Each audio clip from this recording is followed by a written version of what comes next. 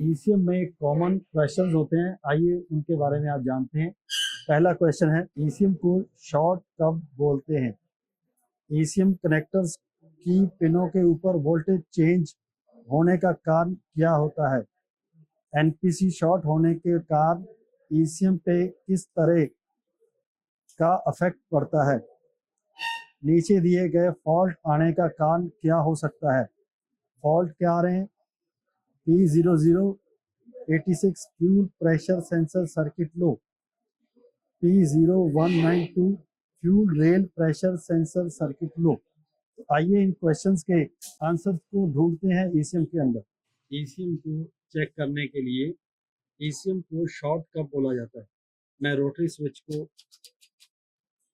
घुमाकर beep range पे रखूंगा, मेरे पास एक बीप की साउंड आ रही है, ये एनपीसी शॉर्ट हो गया है। अब एनपीसी शॉर्ट होने के कारण ये एनपीसी शॉर्ट हो चुका है। इस एनपीसी शॉर्ट होने के कारण ये जो आप लोग ट्रैक देख रहे हो, ये ट्रैक इसी तरह होता हुआ हमारे पास यहाँ पर आ गया, पिन नंबर 54। ओके, तो अब हम लोग इस पे देखेंगे इस कंपोनेंट के शॉर्ट होने के कारण बाहर कनेक्टर के ऊपर क्या इफेक्ट पड़ा। ठीक है, इस तरह जब कोई एनपीसी शॉर्ट होता है तो हम लोग ईसीएम शॉर्ट बोलते हैं। इसी तरह ईसीएम कनेक्टर की पिनों के ऊपर वोल्टेज चेंज होने का कारण क्या होता है? देखिए, वोल्टेज चेंज होने का कारण पहले मैं आपको एक वोल्टेज चेक करके दिखाता हूँ। मेरे पास दो ईसीएम है, एक ओके ईसीएम है, एक फॉल्टी ईसीएम है। इन दोनों की 54 नंबर पिन ये सिग्नल से रिलेटेड पिन है। तो आइए देखते हैं दोनों पे क्या इफेक्ट पड़ा है।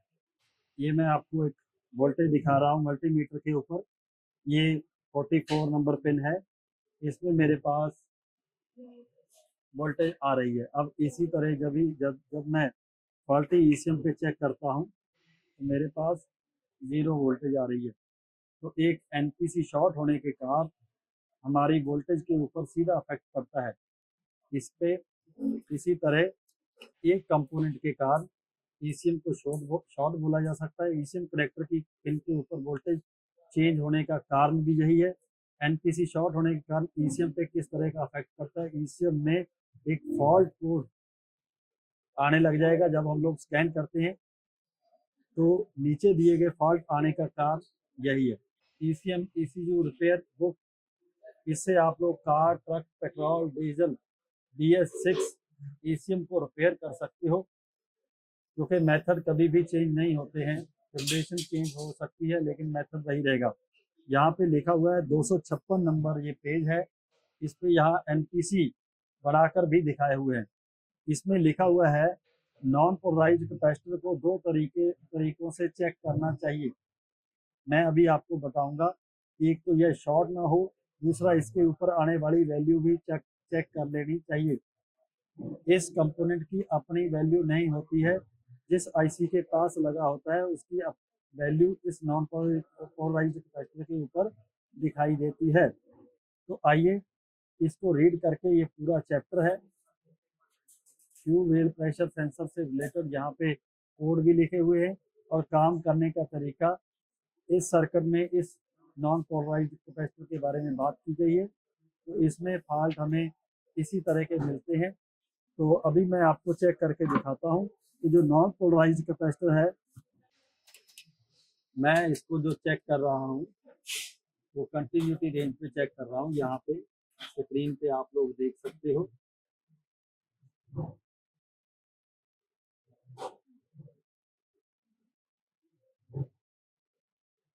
ये मुझे एक वैल्यू दे रहा है।